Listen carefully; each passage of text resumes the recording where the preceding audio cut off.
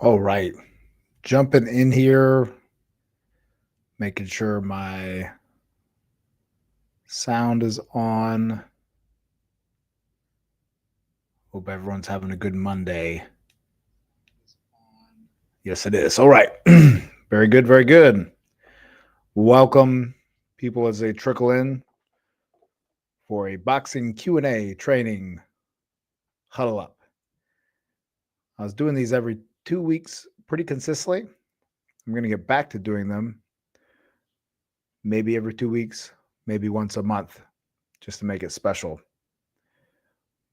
And look forward to people jumping in on the chat. Funny, my camera's being funky here. Boom. There we go. What is up, Gunner? Good to see you, my friend.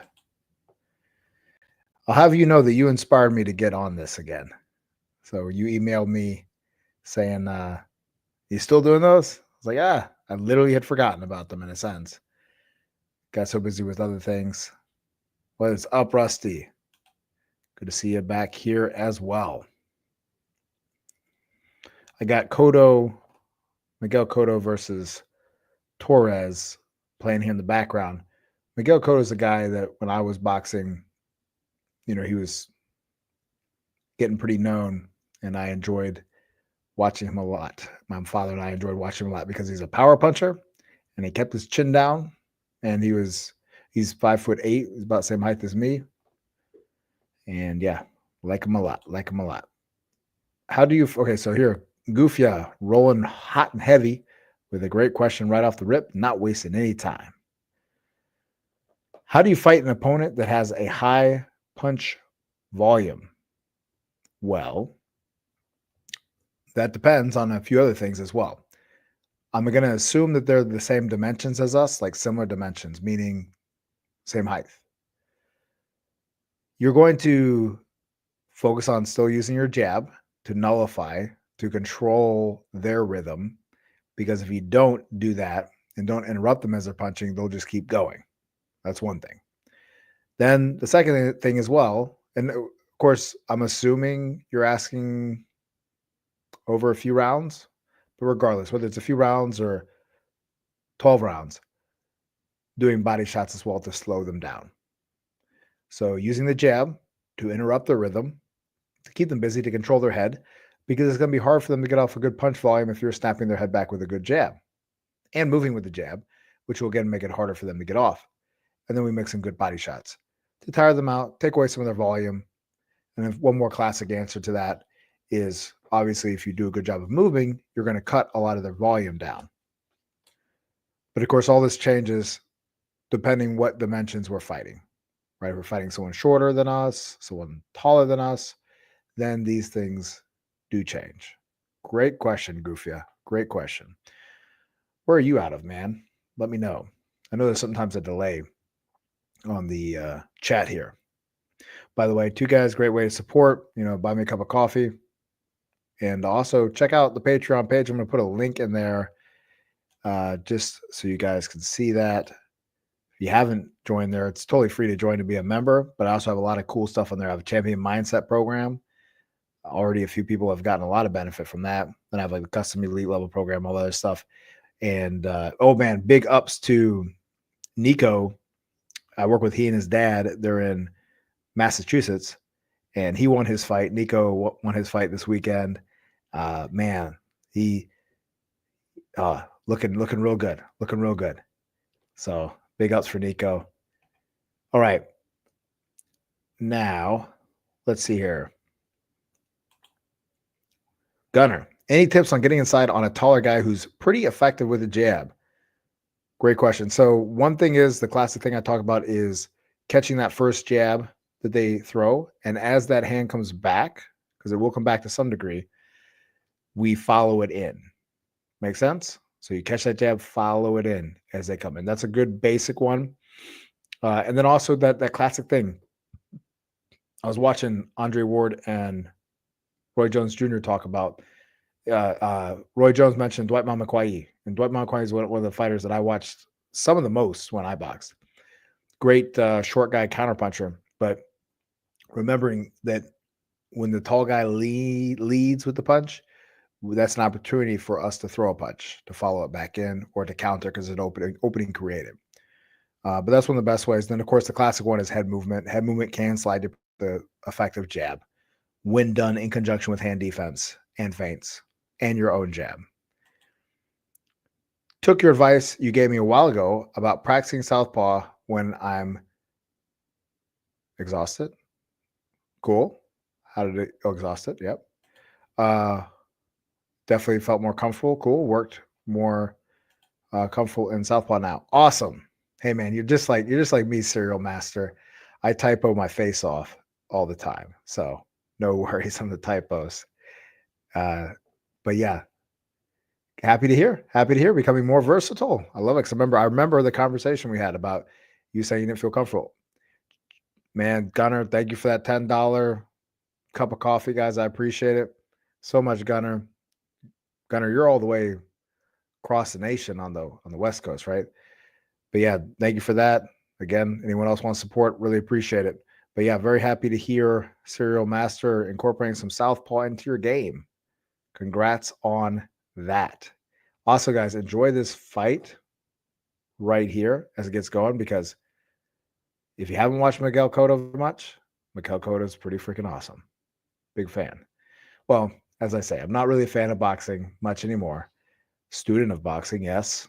Coach of boxing, yes. But he definitely, when I was in more of my fan stage, I was definitely a big fan of him. See, now only issue is, when do you use a switch stance? Great question, Serial Master. Great question. When do you use it? Well, boxing is an art form, so you can use it whenever you want.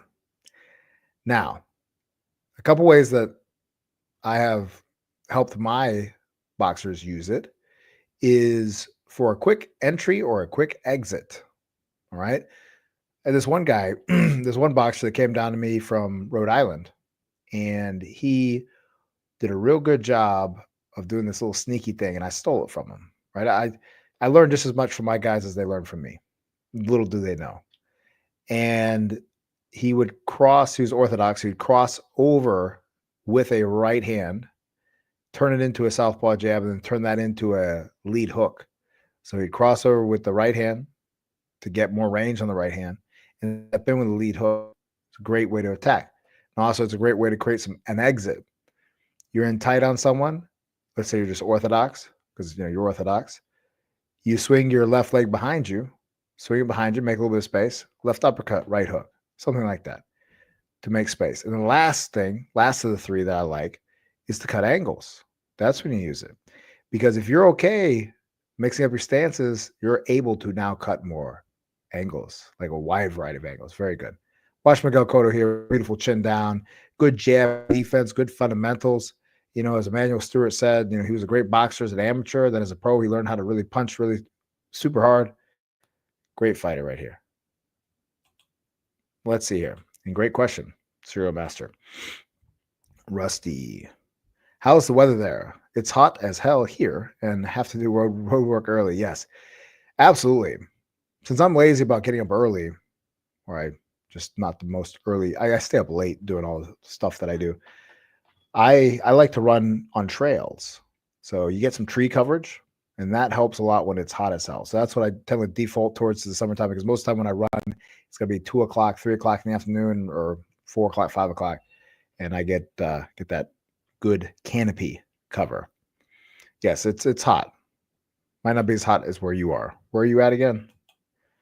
What would you rank in level of importance? Serial Master. Boom. I wish I had like an emoji thing of an explosion. Drop another 10. Always dropping gold. Well, thank you so much for dropping some gold right here. Gold coffee, that is.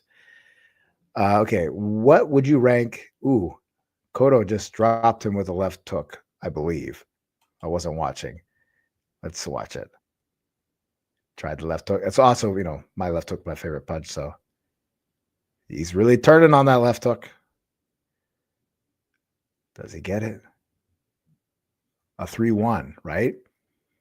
That's brilliant. Good hard jab. Did I go back too far? Let's just watch Cotto for a second. Good. Oh, the left hook in the right hand. Boom. Left hook and right hand. Put it together. Brilliant. All right. My apologies. What would you rank in level of importance? Stamina, speed, footwork, or power? Number one is stamina. Great question. Number one, because you can have the power. I had the power. You can have the footwork. My footwork wasn't great. You can have the speed. Yeah, it was like so-so. But didn't have the stamina. Took me a long time to get the stamina. And with so many guys I have, they're powerful. They can move their feet pretty well, and they're pretty fast. But if they don't have the stamina, it ain't going to work. Stamina, then I'll put speed generally, because speed can correct for a lot of mistakes. And then footwork and power, it's hard. It's very hard. It's hard. But definitely those are my top two. Stamina and speed are important as far as factors, meaning that if you don't have that, you're in big trouble. If you're slow as molasses, you're going to have trouble. But doesn't mean you need to overspeed either. Okay, you have some snap to your punches. Of course, though, all these things cannot be true because power is a great equalizer. So you can be not in good shape at all and knock someone the hell out. But great question, though. Stamina, though, I'm going to say is my number one. I can agree upon that with myself. Gunner, I want to get better at southpaw. Feel like my punching is not terrible, but my movement feels pretty rough. Yes, absolutely. I'm with you on that. Generally, that is the problem with a southpaw or someone converting to southpaw. They can get their punches off oftentimes, or often I'll find that be the first thing they can get down, and then the movement becomes problematic. So again, just go through all the basic things that you'd go through when you first learned boxing orthodox. Stepping forward, stepping back, like single step forward, single step back, single step to your right, single step to your left. Spinning, turning, things like that, and just break it down. And as you know, over enough time, you'll get it right. You'll get it better, and it'll start to feel natural to you. Southpaw feels natural now. Love it, Mateo Garza. Awesome. Coach, did you go to the Vargas fights? Vargas fights? I guess the answer is no, because I don't know what you're talking about. Vargas? I find myself walking in with my punches like Hagler did, but much worse. Should I continue to do this or not? Great question, man. Great question. It's definitely not a bad idea to cover ground with punches. Now, generally, though, covering a ton of ground with punches most of the time can be problematic and can be something that can get exploited pretty quickly. So I'd recommend you try to cover only about 6 inches with your punches in general, but then also be able to be set when you punch. It's kind of counter. Woo, my goodness, Torres is giving Cotto some trouble. Holy crap. Man. Wow.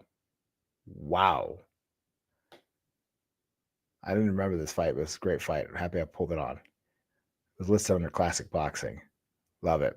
Going under. All right. Anyway, man, got distracted by that. Definitely know how to throw punches and just be calculated, like we see Torres doing here, where he's rotating his body and not lunging in. Because remember, walking in with punches is really kind of lunging, and it can open you up for a lot of stuff. Learn how to move with your jab and learn how to make your jab your mover punch, and then learn how to just rotate on your other punches. Holy mackerel. Man, this Cotto Torres thing. Wow. All right. Seeing that aggressive boxers overpower technical boxers and amateurs, can technique reign superior even amateurs if one works harder on being technical? Yes, they definitely can. They definitely can, but definitely they cannot too. Man, I'm distracted by this Cotto fight. So you can 100%, depending on the level of the fight, have someone just bomb somebody up that's a better boxer and technically be a better boxer that night because they tore him up. Now, as someone gets more experience and more skills as a boxer, then that becomes less of a factor. They have more tools in their toolbox to nullify someone who is just straight up aggressive. But this is why I lean to an aggressive style, because it's very helpful. Cotto has changed the tides of this fight, I think, already in this round. Great with the chin down. But it's very important to be aggressive. So to your point, you're on to something, Rajit. You need to definitely focus on generally being aggressive, because generally being aggressive is going to be a winning factor. And then bring technique with that, you're dangerous. But yes, you can absolutely. I've seen plenty of very technical boxers beat the hell out of very aggressive boxers. So Southern Indiana, sorry, Southern Indiana, Indiana. It's going to be in the upper 90s all week. Yeah, I mean we're there. We're 94, but I know other places are hotter. I'm thinking about eventually moving to Arizona here soon, and that's going to be super hot, but it's also going to be dry. What are the best boxers to study for long guard fighters? Someone that just comes to mind right off the rip, think about Larry Holmes, right? Larry Holmes, one of the greatest heavyweight champions in the history of boxing. Great one to study. Try to think of some smaller guys that come to mind at the moment. There's a ton, but nothing is coming at the moment. But obviously, Larry Holmes, he's one for you to study. It's like trying to play the guitar left-handed. Yeah, definitely. I feel you. How many times should I train in a week? I've heard of some people training every day, but others train 3 times a week, 3 times a day, 3 times a day. Yeah. Okay. 100%. So here's my thing, Jamie sucks. This is my philosophy on it. At least working with a lot of beginners and taking them to the next level, getting them going.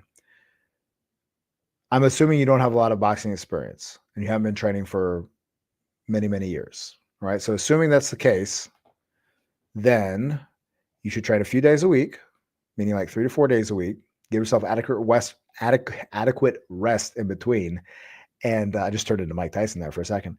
And so therefore your body gets a chance to adapt, because you can 100% train 3 times a day. I know just you're giving an extreme example, I understand, but you can train a ton and you can do that for a while. But then oftentimes what I see happens, take it from a guy that's middle-aged, you're going to get overtrained and you're going to get injured, things like that. And it's not good for long sustainable success, which is what you need if you want to get to a higher level.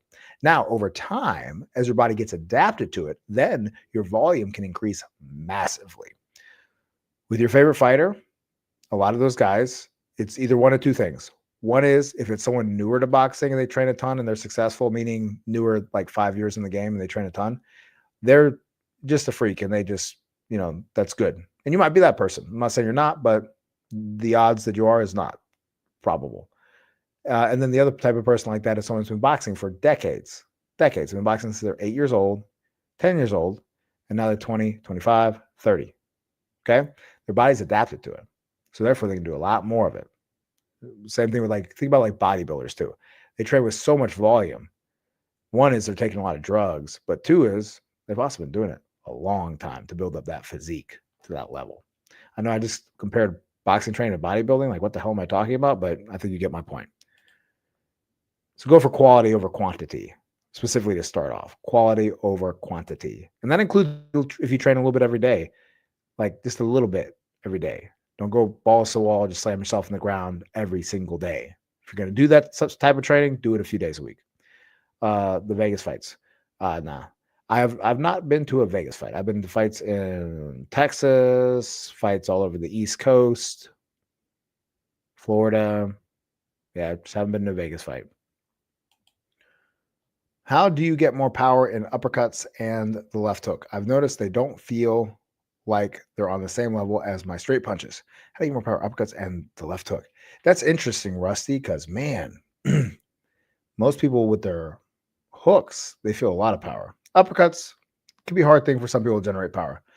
My biggest recommendation for you is, assuming you're 2, right? If you're orthodox, your right hand. If you're southpaw, your left hand.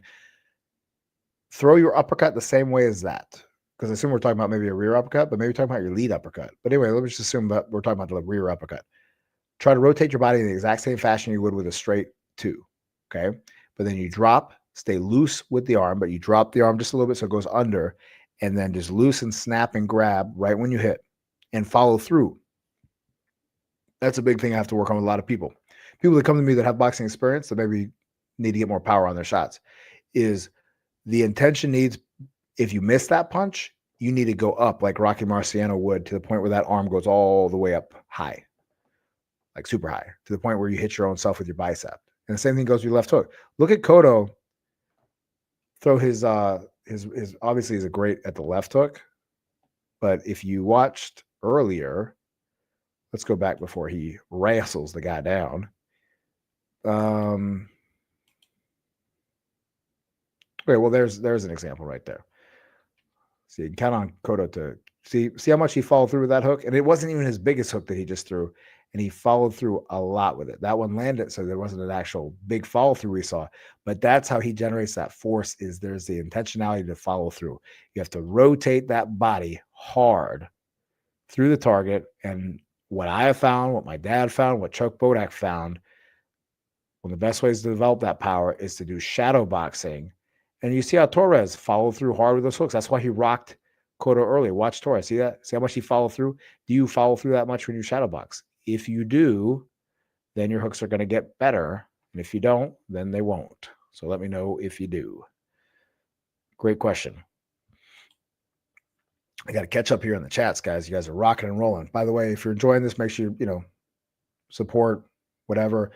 Also consider buying me a cup of coffee. Serial Master and Gunner already did that. I really appreciate it, guys. And also check out the Patreon page. I'm going to put in the comments here. Boom. I got one thing to look at there. It's free to be a member, but is I have a whole thing like notes from my dad when I was training under him and some of the things he talked about. Let's see. Let's see. Coach, what would you do if you see someone get your timing down?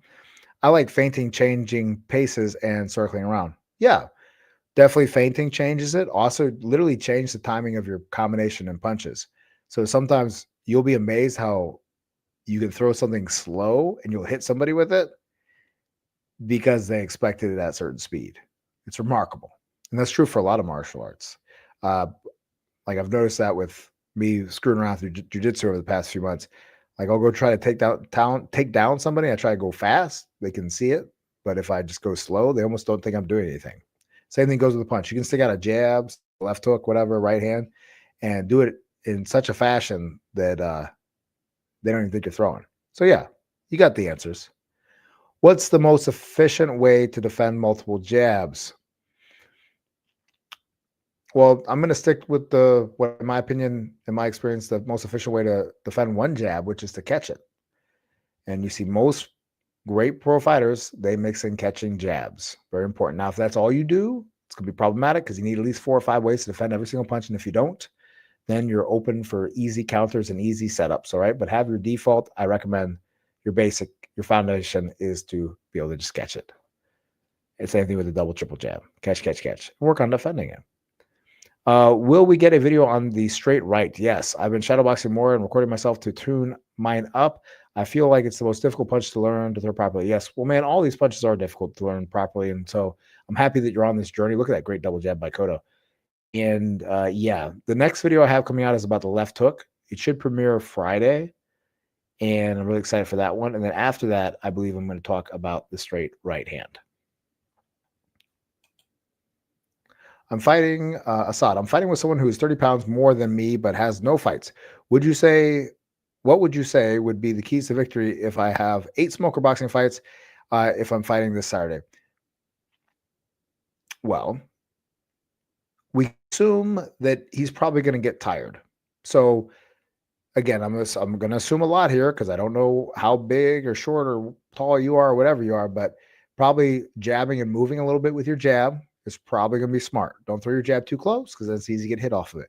But moving around with your jab, mixing in different changes of movements and things like that to control him because he's probably going to get a little bit tired. He's probably the most dangerous the first 30 seconds, the first minute. I don't know how long the rounds are. I assume they're 3 minutes maybe or 2 minutes.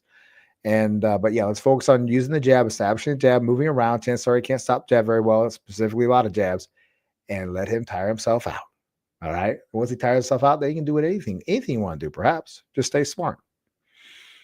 All right. I want to compete in amateur fights, but not sure what weight would be best. I'm 5'9", 246 pounds. You are big for 5'9".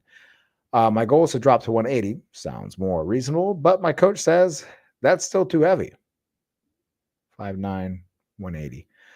Yeah, I mean, I've had guys be 178 or whatever as amateurs and around 5'9". That's fine.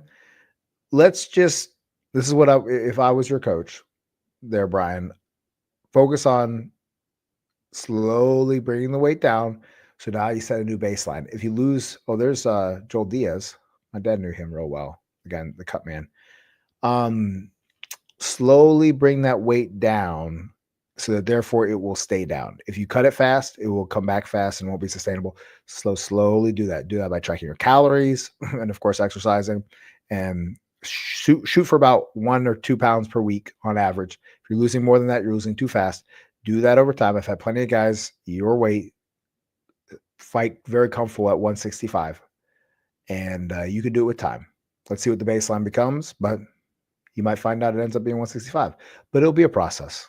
It'll be a process. And in the time, get better and better and better at your craft. And you get to take some of that strength. Coach, do you like frames? Because I know some people think it's dirty boxing because the refs stop us at times. Yeah. I mean, do I like frames? I mean, I like whatever works, and they do work. If you're putting an elbow into somebody's face, that is illegal. And so that is dirty boxing, which means illegal. When I say dirty boxing, that means illegal boxing. And so since I like boxing, I don't like dirty boxing. Not means like it does not effective or whatever, but or can't work. But I'm a purist in the sense that I like the rules of boxing. Not that I don't ever tell people how to like fight to the edge of the rules. But yeah, frames are 100% fine and good things. Now though, Mateo, I will say this.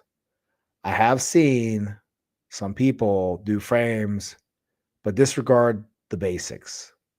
And in my opinion, that's no good. Because if you can't even put a few hooks on someone together, a few punches together without framing in between, that's like, dude, like sometimes people do things that's not necessary. Like frames are not necessary for boxing. Plenty of great guys. Cota got rocked again. But, plenty of guys never did frames, and it didn't mean they were any less great as a boxer. But yeah, they're a useful tool. And if you find they work for you, great. And then it's up to your person to find a way to exploit them on you. And it's important to know how you can be exploited.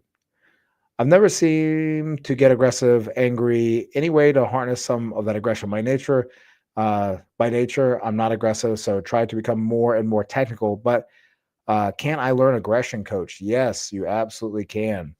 You got to remember. Oh, cool. Someone just became a member. That's cool. New member, Rajit. Awesome. It goes back to, I believe that there's a lot of potential in every single person, and you have potential to definitely become way more aggressive. Now, you might not be understanding truly the nature of the sport and the importance of the sport. That is, aggression is scored very favorably, and aggression is what's going to get you what you want most of the time. Now, maybe you need to find the right way to be aggressive. Maybe you need to be, in a sense, an aggressive counterpuncher. I know that sounds like two opposite things, but I've definitely had people be that.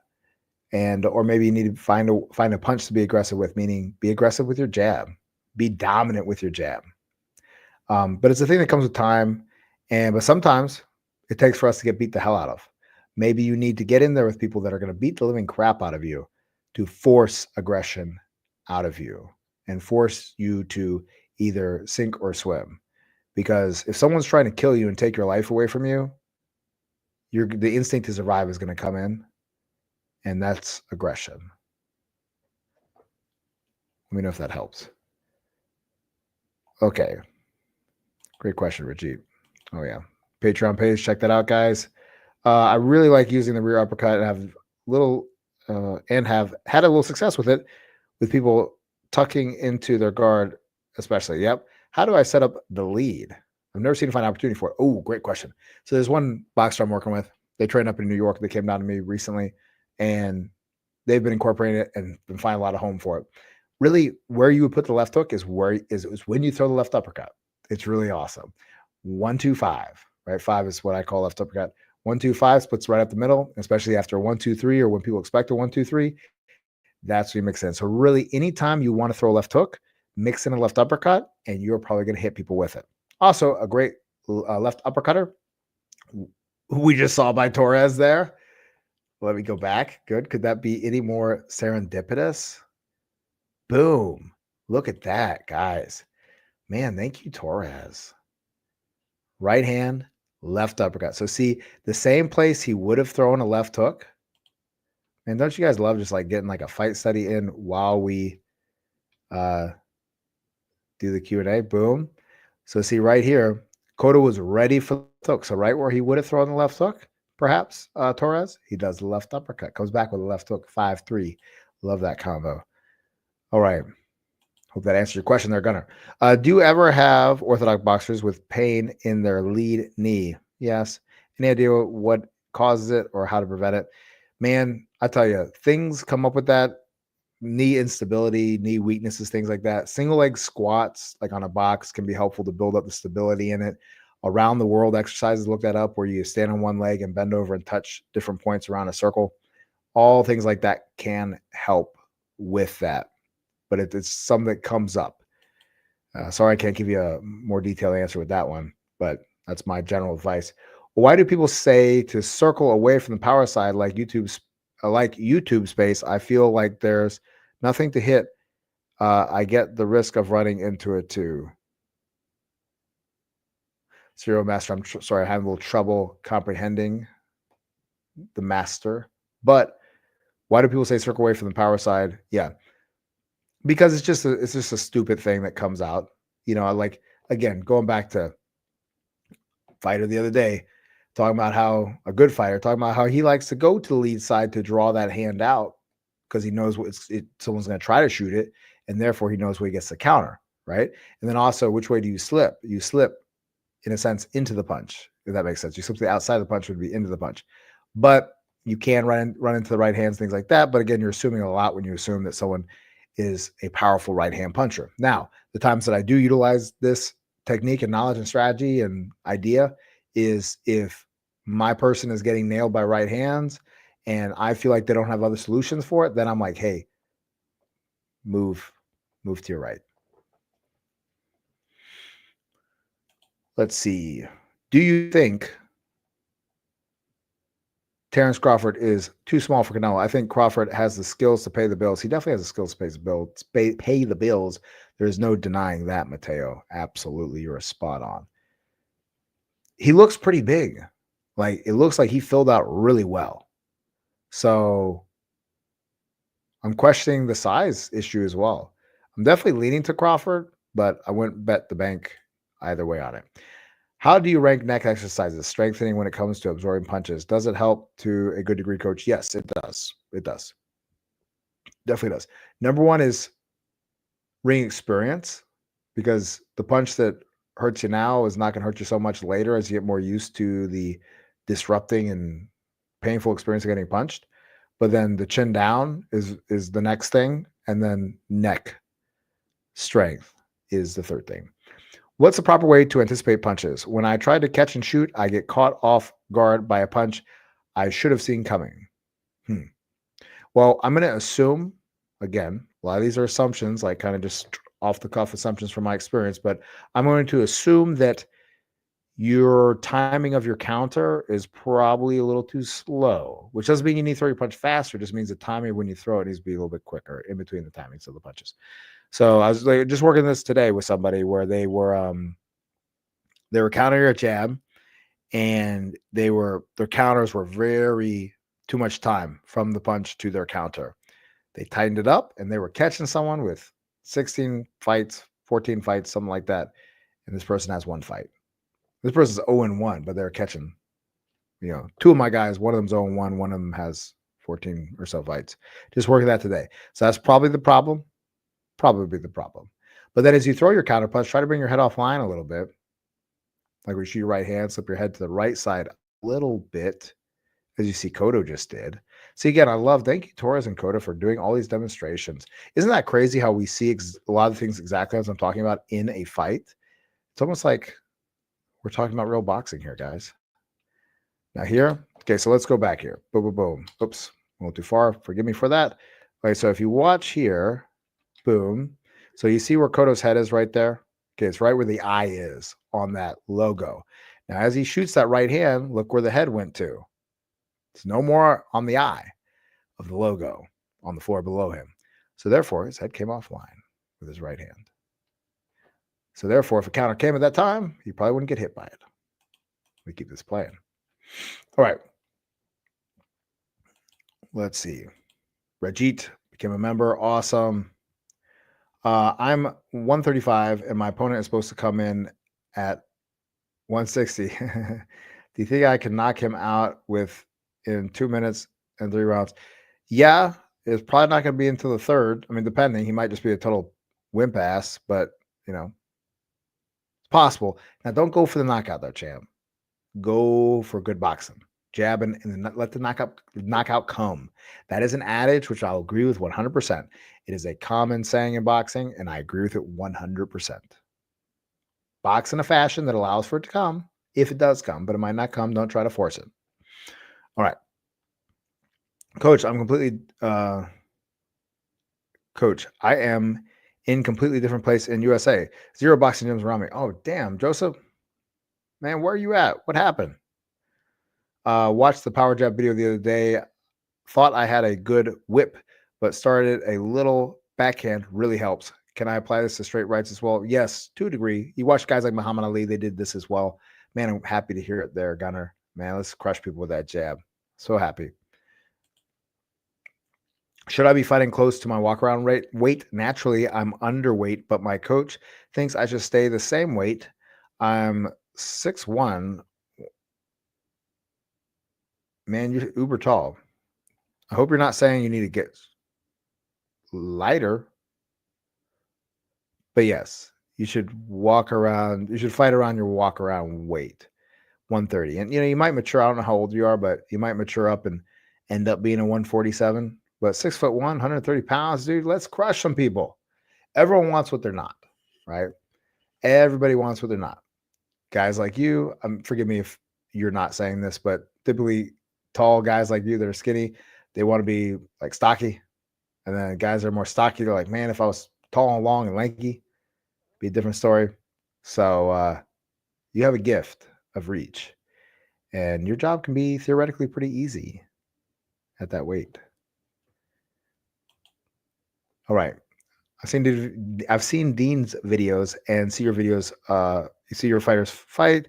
I take so many notes, even when you yell out advice. I try to take every single advice to implement it into my game. So sorry for reading that, Mateo, so horribly, but man, wonderfully written. I appreciate it, man. Sounds like you're a student of the game, man. Take anything and everything from anyone you can that isn't just full of crap, right? Oh man, great turnover of the right hand by Cotto there. A lot of good things. Oh man, here's guys. Sorry, I just gotta. Again, this is why I like Cotto. Let's go back a couple notches here. A great example of him getting that right hook, palm facing him. That's why it got in there around the guard, hurt the guy. He got a body shot in there. Came with that beautiful right hand top, mixing in the body and the head, mixing in kind of like a 45 style shot. Wow. Just beautiful stuff by Miguel Cotto. Man, I shouldn't. Let's go to have a Hispanic theme tonight. That's okay. Got about 21 minutes left. We'll finish playing this off in the background. Okay. That's awesome though, Mateo. How long does it take your boxers to become open class amateurs? I've had one fight and don't know how high to set my goals. I'd love to win Texas Golden Gloves, but I don't know if that's unrealistic. Cool. What part of Texas are you in, man? One of my fighters, he moved to Texas, Christian Andrade, and he's in blanking on where the hell he is. I'll remember. I think it starts with a P. Geez, gosh, long day.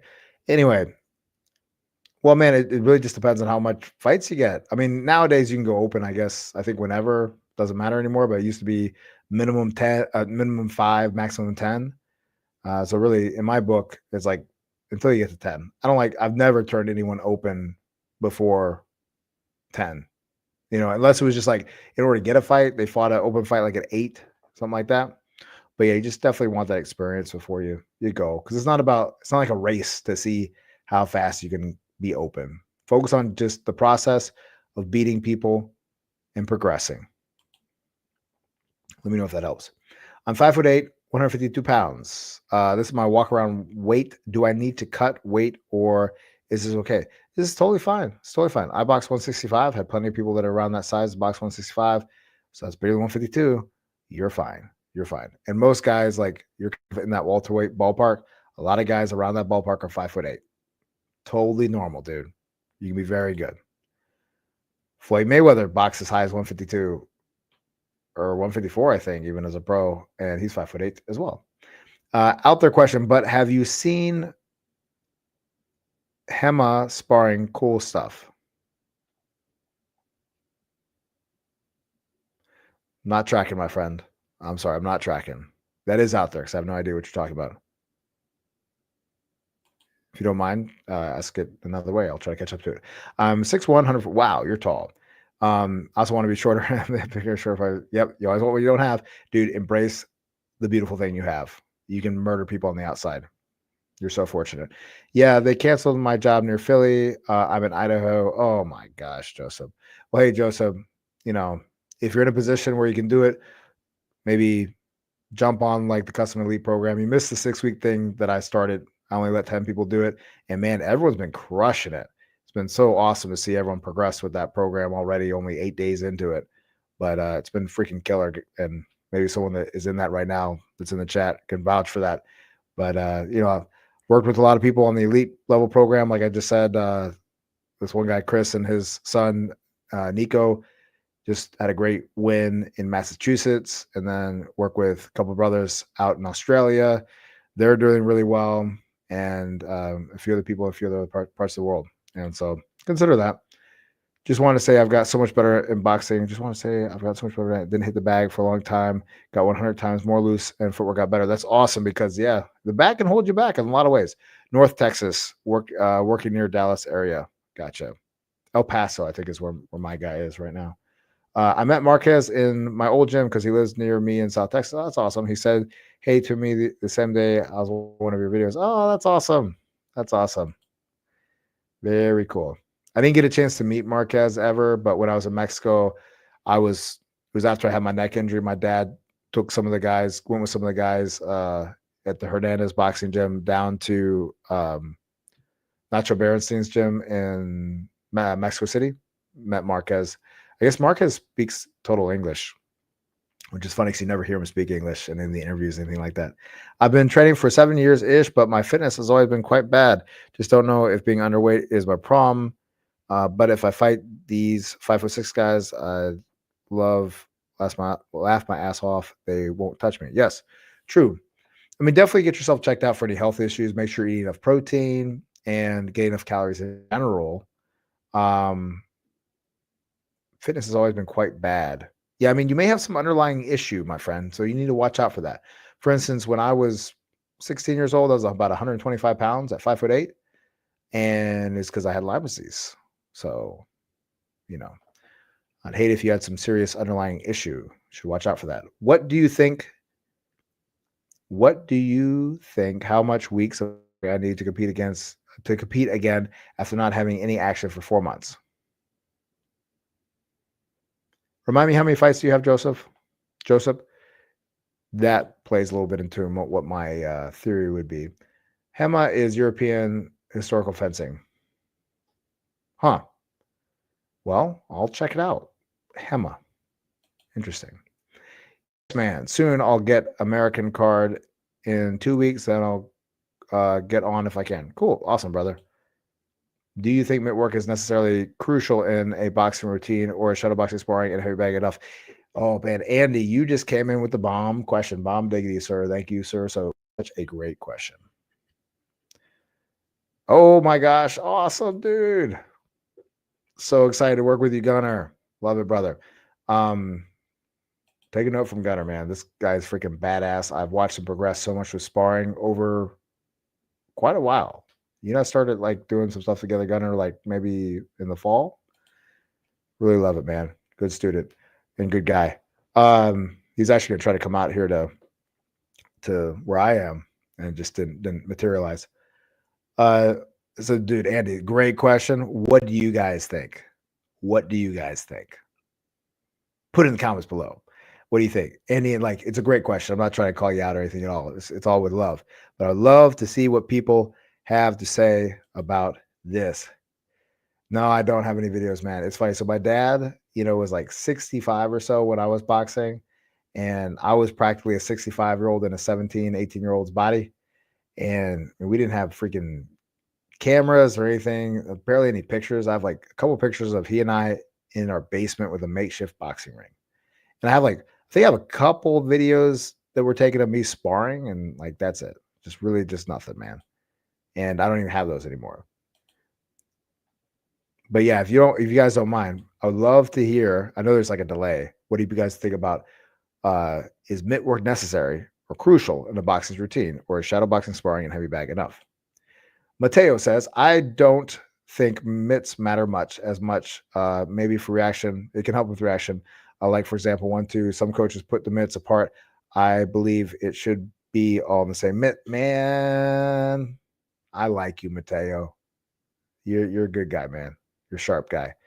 Juan Diaz slaps a little bit with that hook. Oh, that was a hook. Man, see, again, we get some good examples, gang, on, unless I'm just like completely tripping and it was the same exact hook, but I don't think it was. Okay, let's watch this real quick, gang. Oh, that was the hook that really, see how it buckled, Marquez? So watch this hook here, guys. Here, boom, boom, boom. Miss the right hand. So important to follow up punches that you miss, guys, right? Okay, here. So hard to capture it. But see how like there's like a nice knuckle connection on that hook, palm is facing him, super long hook. And the result is, watch Marquez's legs. Boom. He's buckled. He's buckled. He's frozen up for a second. Now versus that hook, I'm not calling Juan Diaz out. He's a good guy. But see, fingers, we don't finger people in boxing. We try to punch them with our knuckles. That doesn't have the same effect and allows Marquez to get himself together. So here he gets hit by that sweet hook with the knuckles, freaking jarred, hurt like hell. God, he's such a tough warrior. Then he gets slapped and it doesn't have the same effect. Hit with your knuckles on your hooks, guys. All right, but yeah, no, you're spot on. And yes, the 1 and the 2, same mitt, very good. If you guys know who Manuel Stewart is, he only trained the most champions in the history of boxing. He holds with 1 mitt. Doesn't mean you have to, but, and again, the best mitt holders that do 2 mitts, they'll hold the 1 and the 2 in like the similar spot. But there's a whole thing about it, and I'll go into it in another video. Great point, though.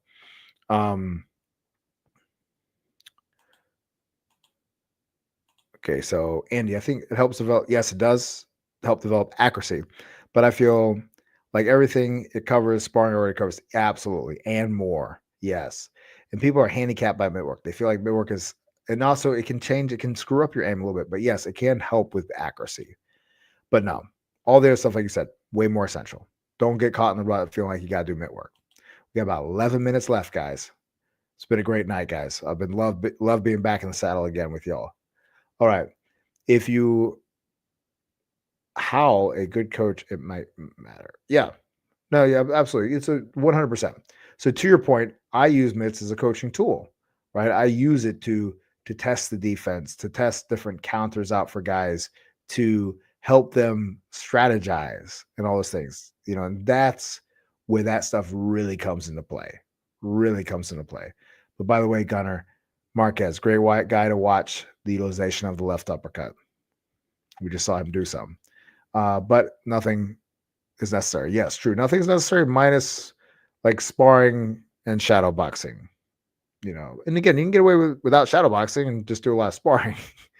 But yeah, you're spot on, Joseph. Good observations. If I ever go to your gym, I'll like to be trained by you. You're real soon in the game. Thank you. You are as well, sir. Really appreciate you, Mateo. All right. Well, guys, If there's any other more questions coming in, I feel like there's a natural stopping point there. But we'll enjoy Marquez. Ooh, my goodness, look at that beautiful counter. Wow. Did you guys see that beautiful counter by Marquez? I think I missed it. Here it is. Oh, man. Okay, so here.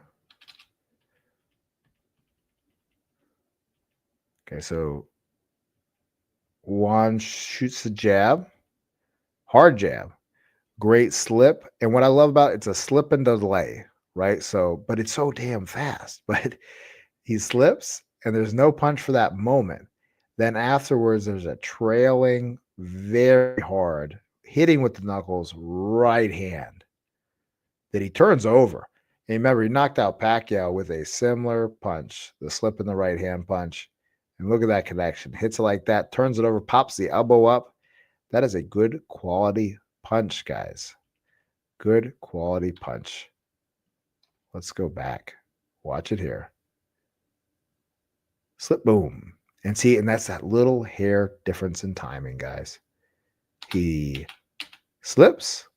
And typically off of that, if there's nothing coming for a moment, you would think something's coming with a left hook. You almost don't expect something on the right side because oftentimes, like when I would slip over there, when you slip over to your left side, left hook or a jab, boom, great right hand. Wow, love it. I like when you said let the knockout come to you don't rush it because nobody is unbeatable. There's a law to be knocked out if you get hit enough. Exactly. Yeah, it's a physical law. It's a law of physics that if you get hit enough and in the right ways, doesn't matter who you are. Think of the most toughest SOB you could ever imagine. Like they say, you have to kill him to knock him out. Well, guess what? If you killed him, you would knock him out. And that's possible. You can't kill someone in boxing. It's a very horrible, dangerous sport in a lot of ways, but a beautiful sport. But most things in life are a balance of horrible and extreme and beauty. Coach, I have only open space here. My new plan is now to go under your coaching in a few weeks. Awesome. Love it, brother. Let's become better from the situation. Can I get a lot better without sparring or sparring beginners? Yes, you can. Definitely. By working on some things. Remind me. I'm so sorry, Joseph, for forgetting how many fights do you have? Because that can titrate my response to how much and to be realistic, because I'm all about being realistic and not being full of freaking shit. Okay. But yeah, remind me how many fights you have, and I can give you a better idea of like what your specific question was about that. Sparring helps every time, bro. Yep. Or everything, probably. I believe you need some experience of sparring and fighting to get better. Absolutely. Absolutely. Now, on that note, though, Mateo, with guys I've had that have a reasonable amount of ring experience, they are able to get better without it as well. Like I just had this happen Friday. I had a guy that hadn't done any sparring.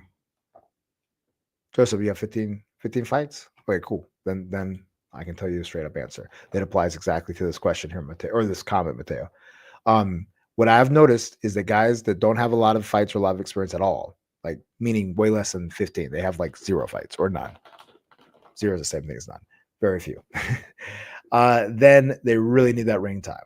But once you've had some ring time over some years, sometimes it's like you do what you always have done, right? You guys ever experienced that where you spar every sparring session kind of the same, you box every fight the same, and you're not really progressing. And that's where it is good to take that step back in the right way, have focused training that is going to allow you to plug new things in your game to go to the next level. Because if you do what you've always done, you'll get what you've always gotten. Now, of course, we need to make sure it transfers into sparring and into fighting for it to actually count. But I've seen it happen. And I just saw it happen Friday. I took some of my guys to spar another gym. And one of my guys hasn't done really any sparring for a couple weeks or maybe longer than that because his ear got jacked up. And man, he looked great. And why did he look great? Because he's doing the stuff we're talking about, shadow boxing, working on the techniques, things like that. Not just doing dumb stuff, right? All right. Yeah, I didn't spar for months because of a hip problem and just watching film. When I came back, I was a dog. Cool, brother. Man. Man, Mateo, you're a sharp guy. How old are you, Mateo? Really, really love you being in on the chat, guys. We got about 5 minutes left. We've made some magic happen. We've enjoyed 2 really good boxing fights that I've enjoyed a lot watching with you guys. And if anyone want to drop a cup of coffee in, I would be appreciated. I'm 16. I started boxing at age 12. That's awesome. I've been boxing for about 4 years, dude. Killer. Love it, my friend. Love it. By the way, I'm going to drop this again in the chat, guys, just so you guys have it. Look for, it's free to become a Patreon member, but there's that notes that I put in there totally free from my dad, from like old school boxing lessons from him and Chuck Bodak. It's a few pages, and so good little stuff there, refreshers, maybe little things you can kind of mark off in your mind. And then of course there's other things. There's a champion mindset program. That's a good one. It's only like $19. And it's 4 different audio sessions where I run through a lot of the mindset stuff. So definitely check it out. Yeah, Mateo, definitely check it out. And I'm going to try to put out more because, again, even though like I'm putting some stuff out because of just how much time I'm putting into this, where it's, I charge for it. Man, I want on there. I promise you guys, I'm gonna put out more and more just stuff that's free, just like I do, just like with all these videos and everything else, and with this time right here, guys. Because again, I really enjoy this community, guys. It's really awesome. People like you, Mateo, you being 16 years old. Joseph, you started at 16. How old are you now, Joseph? But man, it brings me back. Being 38 this year, it brings me back. Let's see, 15 fights, but no fights for years because of injuries. I got you. Everybody's road to success is different, but be patient. 100%. Be steadfast. Look at this good. Oh, look at that good left hook by Juan Diaz. Be steadfast in your outcomes and flexible in your approach, right? So be set on what your goals are and what you want to achieve, but be flexible in how you get there. Great work. Thank you, Serial Master. I appreciate you. We're finishing off here with a bang, gang. Again, really appreciate it. I'll definitely plan on doing one of these once a month, and I'll try to give like far out notice so you guys know it's coming. So it's not just like, hey, tonight, bam. And you're like, oh, crap. I didn't even know that was happening. I know there's probably a lot of people that want to be on this that weren't on this. So you guys grab the moment. Bro, I'm 24. I am over to go big, but I still can become the national champion 100%. And never say never, my friend. I mean, Bernard Hopkins, not normal, but he did something. One of my favorite guys, Dwight Muhammad Quayi, Dwight Braxton. Same story, dude. Same story. That fight was amazing. This fight right here, yeah, this fight's freaking awesome. Great fight. It's become a classic. But yeah, Joseph, I love it, man. With that mentality, you will. You will. Well, guys, if there's nothing left to be said, I'm going to wrap it up. This is round 5 of 12. I know it's like sacrilege, but let's go close to the end of this fight and enjoy the end of it. Does it end around here? Yeah, I think it does. Cool. All right, let's enjoy the end of this fight. See you, Mateo. Yeah, exactly. He started off in jail. So did Dwight Mamakwai. Joseph, that doesn't mean you need to go to jail, though. Don't go to jail. Round 9. Good little uppercut by Marquez. Using the jab. Jabbing and catching, actually. Rolling with his shoulders. Circle off with the jab. He got hit by Juan's jab. Diaz's jab. Both these guys are Juan. Good short shots. Good. Absolutely right back at you, Joseph. Good spin by Marquez. Look at the feet. Stepping around. Circling with the jab. Got caught with a jab. Man, Diaz is in great shape. Both of these guys, of course. Good with the 5-2 combination. Marquez smothered in there before he jabbed off the ropes to the side. Having trouble stopping that jab, though. Could get a little better at stopping that jab. And then, man, got to give Diaz credit for, man, what a great jab. Oh, there was that right hand. There was that right hand again. Wow. Well, on that note, guys, we will wrap it up on that beautiful. I think the ref's about to call it, or does he finish it off? Oh, I guess Marquez finishes it off. Excuse me, Marquez. I apologize. Here's the finish. Little step back. Oh, body shots, head in the body work. Put it together. And oh, that's right. That's right. How could I forget? How could I forget? All right. Have a great night, everybody. Appreciate y'all. Happy to invite you, Gunner. You're on the elite level program. Thank you for the super thanks, Serial Master and Gunner. Let's make big stuff happen, everybody. Look forward to working with you, Joseph. Look forward to work with you, Mateo, down the road sometime, meeting you at some point, all you guys at some point. And I'll see you on the next video. Later.